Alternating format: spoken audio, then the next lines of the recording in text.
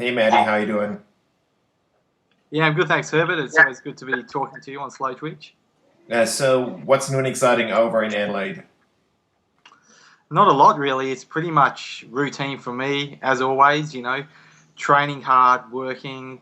We've got the baby at the moment, so everything is just plan, plan, plan. That's what my days are like now, I have to kind of plan it every hour, and it's just been a bit of a change the last year having to do that. It was a pretty cool thing having to eat, sleep, and drink triathlon all day long. But things have changed now, and that's what I do. So look, you take it as it comes, and I'm enjoying it. It's kind of my days are full now. They don't really kind of slow down as much anymore. How old is your baby? She's 10 months now, and yeah, so she's coming up to a year in April. So that's probably the quickest year of my life. Just flashed before my eyes just then. Um, and how much sleep do you get a night? We've been pretty lucky actually, and that was the main concern. Really, when you have a baby, you just hear so many stories of people not having any sleep with various problems with their child, and reflux and things like that. So that was my biggest concern. Obviously, being an athlete and training and racing at this level, you sleep is just it's primary. You have to get it, and obviously you have nights which aren't good, but I think we've been pretty lucky in the long run. I mean, as you know, it's luck of the draw, really. You just don't know what you're going to get. We want a few more kids. We could have a bad one next time, but we're lucky. I can get my, between 6 and 8 hours a night. Obviously, dropping the afternoon sleep and during the day is probably the hardest one, which I was used to. And we kind of just work around our daughter's routine now. So when she's asleep, I rest, and we work it like that, which is good. Um, how much harder does it make it for you now to leave the races? Look, it's not too bad. It gives me a little bit of a break, actually. I remember the first time I left when we had the baby in Busselton, 70.3. I left to Western Australia, and there was an early flight. And by the time I drove into Busselton, which was about 2 or 3 hours down the road, I was in bed at 6 p.m. and I woke up at 8 a.m. the next morning. It was just a full 12 hours of uninterrupted sleep, and that was my kind of first night's sleep since we had the baby. So it just kind of showed it does catch up with you, that's for sure.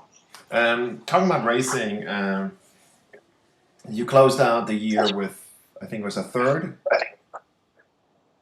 in Yeah, Busselton, yeah, right? third. Yeah, yeah. And so was that a good closing note for the year? Yeah, look, Herbert, it was a late decision to race Busselton. From my point of view, I've had a lot of podiums in Ironman and 70.3 competitions throughout my career, and the main thing for me was just to try and secure a win in an Ironman. Um, I probably decided about 5 weeks out actually to race Busselton. So I kind of crammed in the training. I was at a decent level anyway. I was coming off, a fourth place at Australian Pro 70.3 chance in Mandurah. So I knew the form was there. I just had to lift the kilometres a bit. I totally discounted Jimmy coming back at me in that last half of the run. To back up after an Ironman is tough going. So full credit to him and Horst Reichel as well, who finished second. I mean, I really didn't know where he came from. I haven't really raced him as much, which is always hard racing someone you've never heard of before. But to podium, it was still good for me. I was really happy, but I did attack the win, but I had major injuries in the race, and my bike basically went to pieces half an hour before the start, and I had to get a new bike built for me while I walked down to the swim start. So I kind of was swimming along thinking my day could be over at the end of this swim, and I ran towards my bike rack, and luckily they were just putting the finishing touches on it, and there was an actual bike there. Number one, and number two, it was a Specialized, which was good. And but in saying that, it was a different bike, and I really kind of struggled on the bike leg. But the guys did a great job in actually getting me out there. So you're lucky it wasn't half, and they had a little bit more time to work on the bike. Yeah, exactly. And I'd like to say I slowed the swim down a bit so they could get ready, but the guys at the local bike shop had the bike in the rack, and just as I was running towards the bike, they forgot my shoes, and I just saw a guy running towards my bike with a pair of Shimano shoes, clamped them on, and then ran back. So yeah, it was certainly something I don't want to have to go through again. But in saying that, I go to every race now thinking, well, that's the worst case scenario. So throw anything at me, I can deal with it now. Well, you had a win this year in Albany. Yeah, let's not go there. That's that was definitely something that brought a lot of publicity towards not only the race but myself as well. And I lost a bit of prize money, which was a kind of bit of a kick in the guts because I worked really hard in that race, and there's a lot of travel to get there as well, and I had to take a bit of time off work, and to get disqualified for something so minor was a little bit disappointing. But I mean, I don't want to harp on it, but is that behind you? Can you walk on, or is it still sing a little bit? It was funny, actually. I was at the airport leaving to go to Thailand the other week, and I opened up one of the triathlon magazines, and there was a half-a-page picture of me saying disqualified from Albany, and I thought it was behind me until I saw that. But it was something really minor. It was just a small bottle that I dropped on the course, which I accepted in time. But the main issue I had was, being given the red card at the time of the offence, and then being made to run a hard 21k to catch the leader and then cross the line first. I would have rather have been disqualified at the point and then go to the pub and relax and enjoy my break, because it was pretty close after Bustleton and the body was tired and needed a break anyway. So I didn't really need to be running 21k when I didn't have to. Right. No, that makes sense. But what's next for you in terms of racing? Yeah, look, Herbert, I'm really working towards Ironman Melbourne. This is this would be Australia's biggest race, no doubt, with the field that it's attracted there. And that's about 5 weeks away. I'm in pretty good shape. Just moved house, and I live on the top of this massive hill, actually. So, every day I either run and climb up this massive hill that I'm on. So hopefully that adds a bit of strength for Melbourne. But it's going to be a tough day. It's, with Crowy racing, all these young guys stepping up as well, like Christian Kemp, who's in awesome form at the moment, and Joe Gambles and Lanos and Frederick Van Leer. I mean, the list goes on, So Melbourne's definitely the one for me. Do you think the field is that big because of the points and the money, or is the race that great?